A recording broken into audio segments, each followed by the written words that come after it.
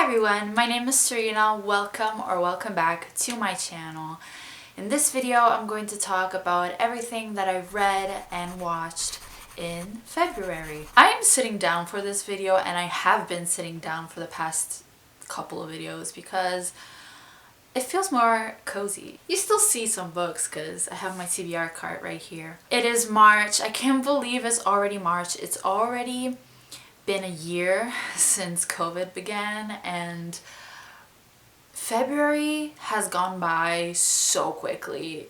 January felt more slow. I definitely read much less in February in comparison to January. I felt a little bit more slumpy. In January I read 15 books, and in February I successfully completed 4 books. One was almost 800 pages, so I feel better about that.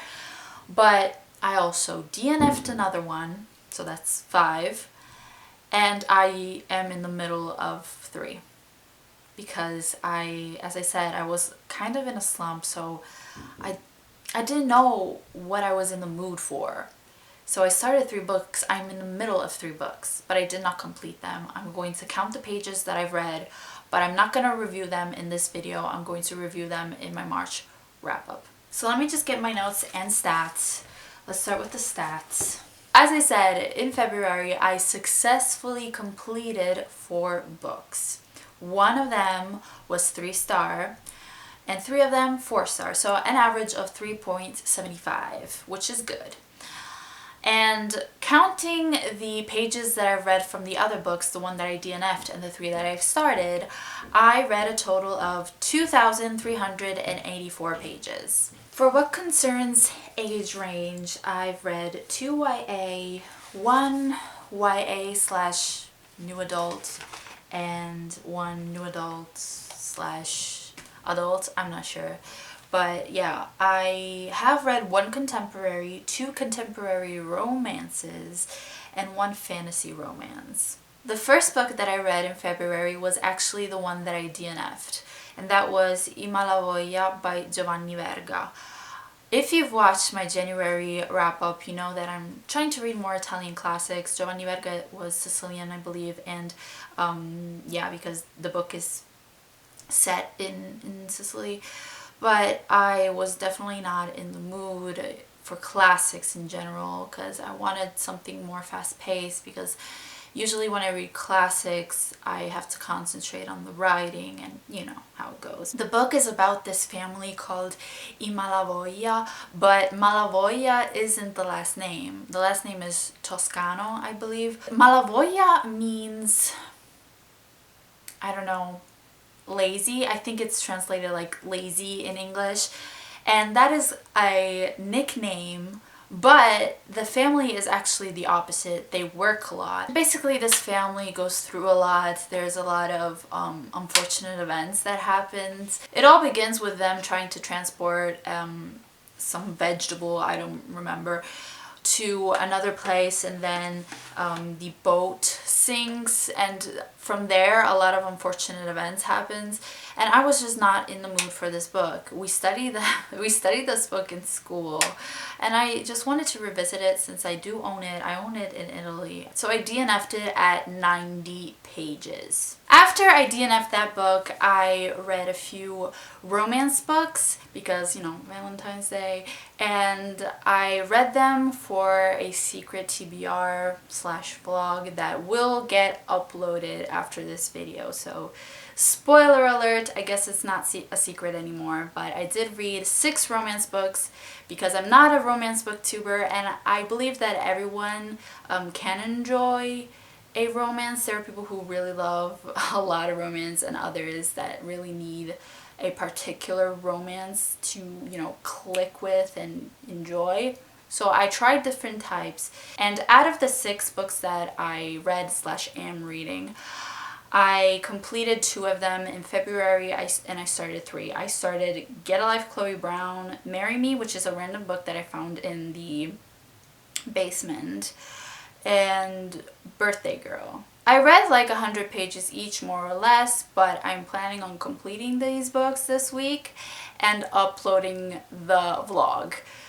after this video, so stay tuned for that. For what concerns the books that I've actually completed, I read Regretting You by Colleen Hoover.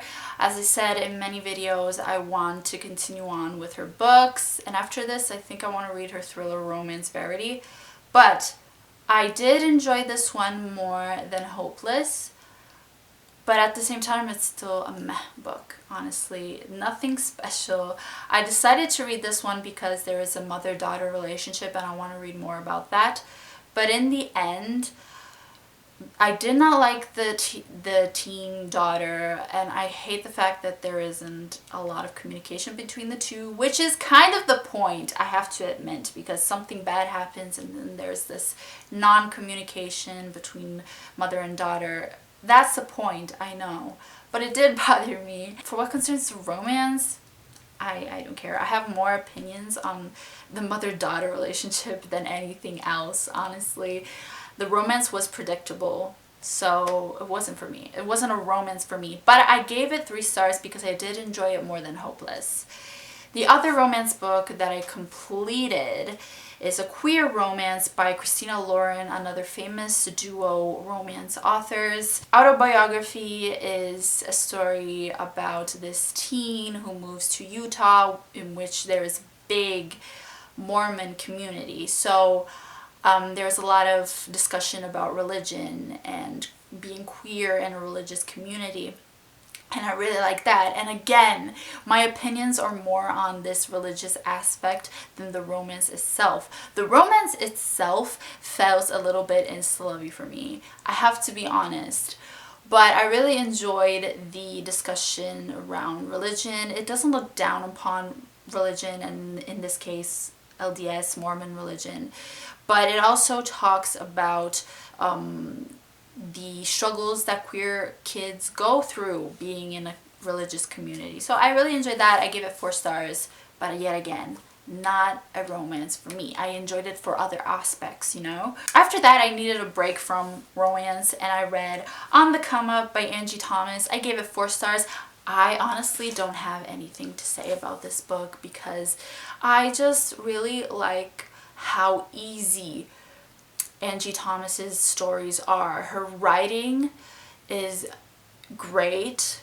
You can relate to these characters. These characters feel real. It's like actually learning about real people. It's about this girl who wants to become a rapper, and then she actually does a song, but it's kind of controversial and stuff happens at her school. And yeah, it's a really good book, I have to say, and I don't have any complaints. I have nothing to say about this book other than it was great. The last book that I completed was an almost 800-page book, which makes me feel better about myself, and that is A Court of Silver Flames. I really enjoyed this one, which is weird because I usually don't like Sarah J. Maas's books. I read the main trilogy, and then I read the first 3 books in the Throne of Glass series, and I'm not a fan of any of these. But I did really like A Court of Silver Flames for some reasons. There are some things that I didn't like, but let me just say I made an entire video about this book. So if you want to know my in-depth thoughts, I'm very proud of that video. So please go check that out. I enjoyed Nesta. The main reason why I enjoyed this book was because I like Nesta and Cassian.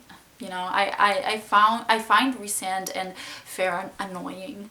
And I really like how flawed Nesta is, and I like her growth and her healing and the relationship. That's the main focus of this book, honestly. If you're looking for plot, there's not much in this book, but there are some things that go on in this book if you want to know what happens.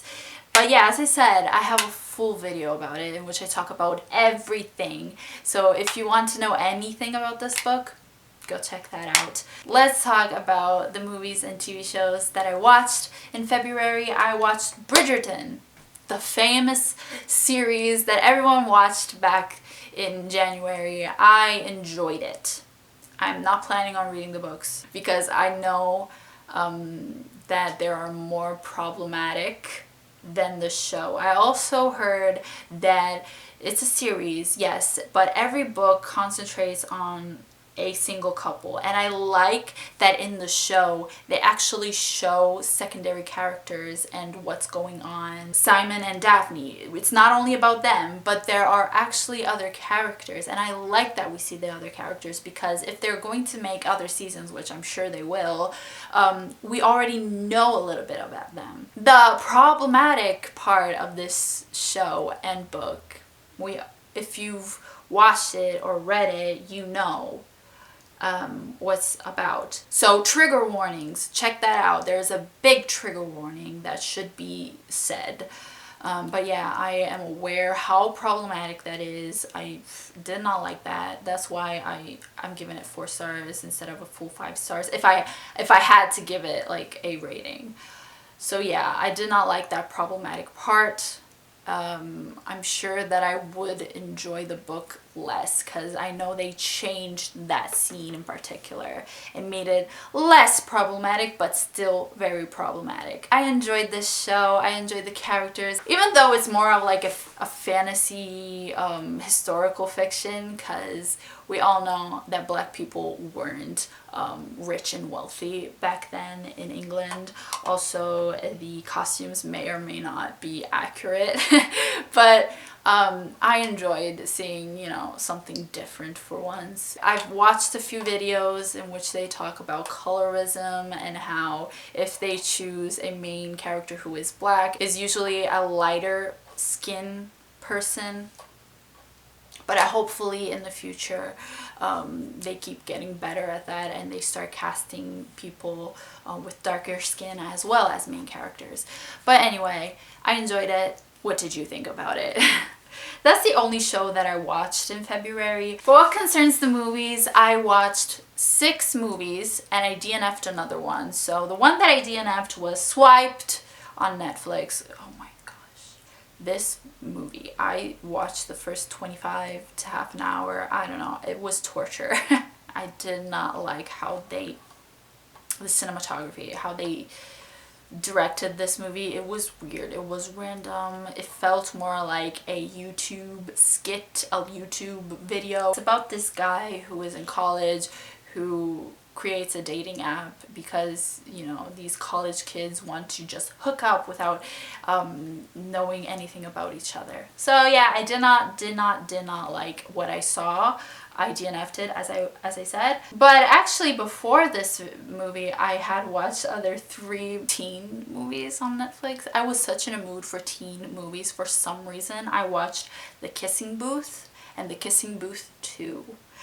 And I also read The Perfect Date, which is another Noah Centineo movie. I don't know why I watched 3 movies with Noah Centineo this month.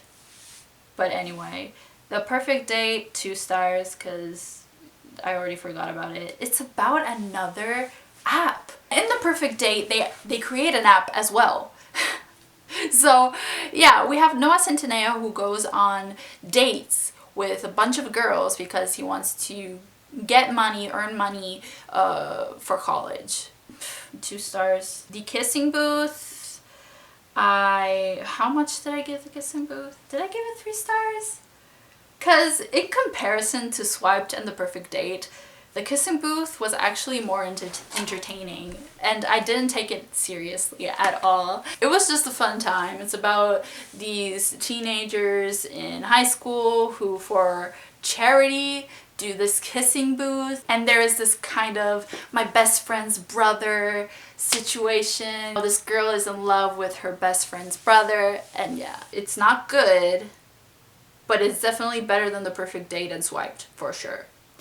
The other teen movie that I watched is Always and Forever, Lara Jean, or To All the Boys, Always and Forever on Netflix. I made a video about that. I reacted to the movie, so go check that out if you want to know my reactions. But overall, it was cute. I'm pretty confident in saying that I enjoyed the book better than the movie. I haven't read the book in a long time, so I need to reread it. But yeah, it was cute. Nothing happened much. They were just trying to figure out where they wanted to go to college. That's it.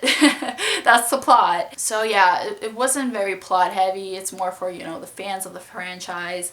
And yeah, I'll give it 3.5. The other 2 movies, which are not teen movies, that I watched in February are Pieces of a Woman on Netflix as well. I'm sure this is going to be nominated for some awards. We have Vanessa Kirby, Shia LaBeouf, and this is a very heavy movie. It's about this woman who loses her child after childbirth. And there's this court case because she actually gave birth at home. And there's this huge scene in which we see her giving birth, and my anxiety was up here. I needed to pause this film a few times and breathe because it was so intense, so intense. But it was actually a very good movie, I have to say. I'd give it like a 4-star. But yeah, as I said, I was so anxious in that first half an hour. Last movie that I want to talk about, and then I'll wrap this up because it's already dark. The Hustle with Anne Hathaway and Rebel Wilson. It was fun. Nothing special. I'd give it a 4 as well. It's not the best movie ever. It was just fun. A laugh. As I said, I wasn't feeling that good this month. So I needed something to take my mind off things. And this was very fun. It's about these 2 women who are con artists. Is that how you say it? Yeah, they trick people into, and specifically men, into giving them money, and they're kind of rivals at the beginning, but then they team up. It's just fun. That's it. So I enjoyed it. And yeah, those are all the things that I've read and watched this month. What was your favorite read and watch of February? Let me know down below, and I'll talk to you in my next video. Bye!